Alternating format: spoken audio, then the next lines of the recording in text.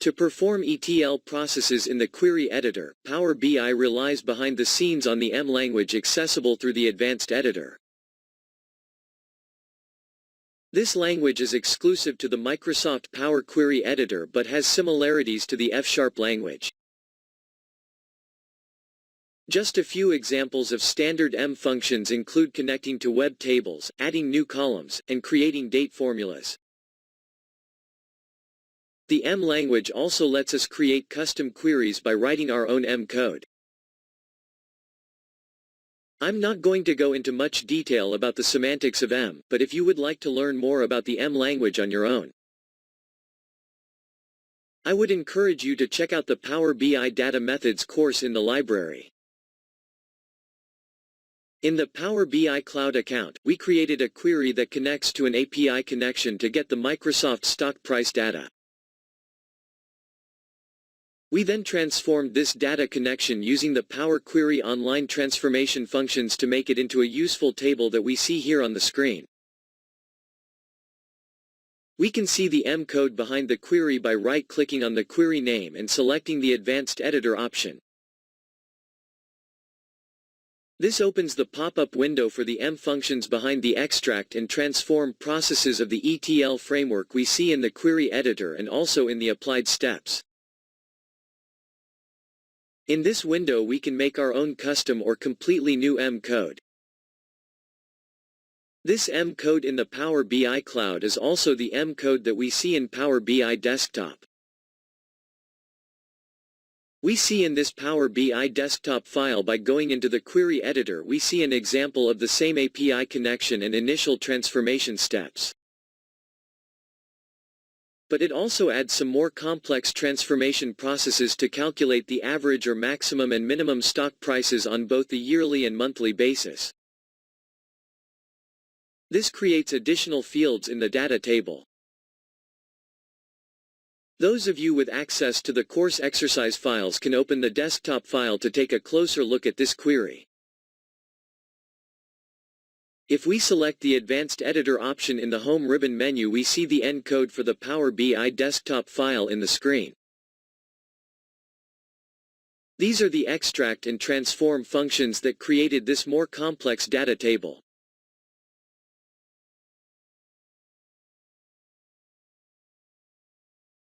Let's copy all of the M code in the window and we're going to transfer it to our Power BI account. We're going to get out of the Microsoft Stock Price Dataflow and go back into the Testing Dataflow.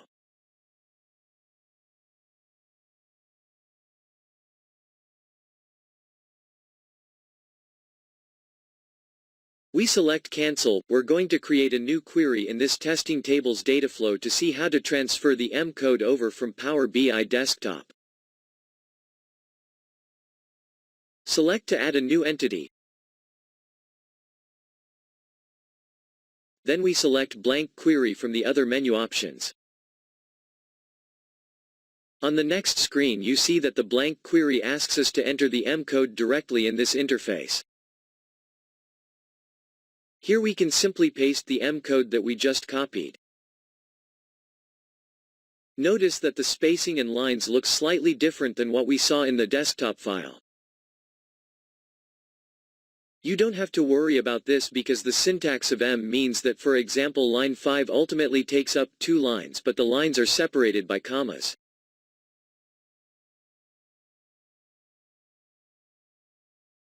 We can then select Next to save our new query. Now this transfers the M functions over from Power BI Desktop into Power BI Dataflows by transferring the ETL process.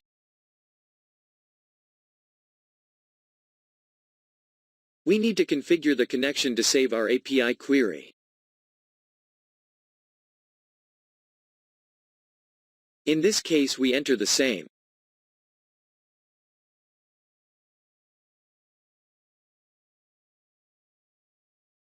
So even though we've already entered the user ID and password for the World Trading Data API, we need to update these credentials in our data flow so that it updates the credentials in the gateways as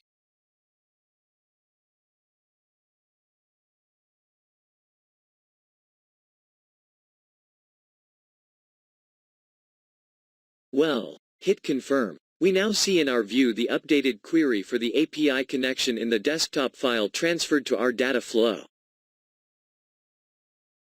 Let's rename this query, call it Microsoft Stock Trends, and we can rename it either in the query settings we see on the right or over here in the query name.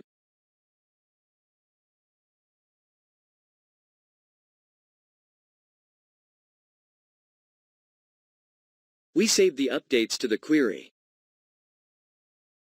We're going to come back to the refresh options in a few videos. Now we see there are 3 query entities within the testing table's data flow, so the API connection and transformation process from the desktop successfully transferred into Power Query Online. Setting up Common Data Model. The Common Data Model defines the data schema for entities, attributes, semantic metadata, and relationships. In Power BI, we can map existing queries to a common data model to create a more consistent, shared data understanding and schema between multiple sources. To see how mapping schemas works, let's take a small sample of data for stock prices that I consolidated in an Excel file you see here on the screen. There are 3 fields: date, stock ticker name, in this case Microsoft and Nasdaq, and the closing prices of these stocks on those dates. Those of you with access to the exercise files can use the same data, or you can create your test data on your own. To show how the common data mapping works, let's examine 2 sample queries in the testing table's data flow. I already set these queries up with the naming convention CDM by copying and pasting the data from our Excel file into this 2 blank tables. I named the first one with the suffix standard and the second one with the suffix custom. They're identical, otherwise, we're using these to show how the mapping works. Notice the entity type for both these queries and the other queries in the data flow is denoted right now as custom.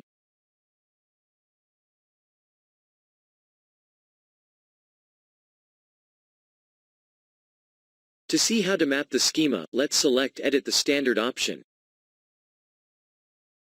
Ironically, as we saw, the data schema is already set up using a custom schema, so we actually want to map the standard schema to see how the common data mapping works. You can see by flipping between these queries that they are identical.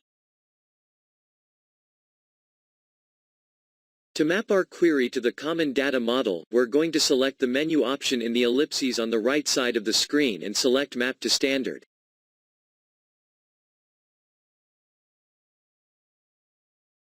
Opening up the mapping functionality gives us a dialog box where we can map to the standard entity. The search bar on the left side of the screen is where we search not for the field names we want to map, but for the standard schema we want to use. Our data involves prices, so we search for price options from the schema list. If we select Price List Item, let's see if these fields map to the fields in our data. And see, we have an amount created on, which being a date, and we have a product ID. So let's select to use the Price List Item. And we need to manually actually map the query outputs to the entity attributes in the chosen standard data schema.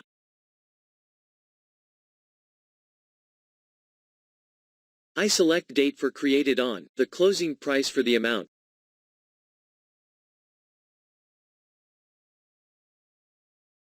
For the product IDs where we pick the stock ticker. And notice that it shows in the menu option when you open up the entity you want to map, which ones are mapped and which ones are not mapped, so we select the stock tickers, it's the last one. It's not mapped to the model. We confirm our selection.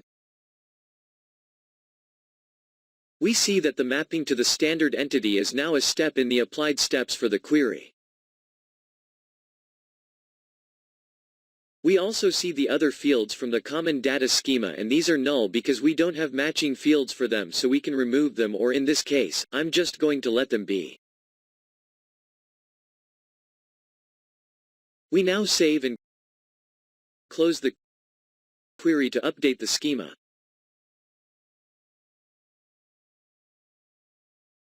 Now notice that the standard CDM entity now has the price list item as the entity type, while the other CDM, the one we left alone, still has the custom entity type. So this is how you apply the shared data schema to your existing data, and how to know that it's been properly applied, and you can map other queries in your data flow to this same schema as well.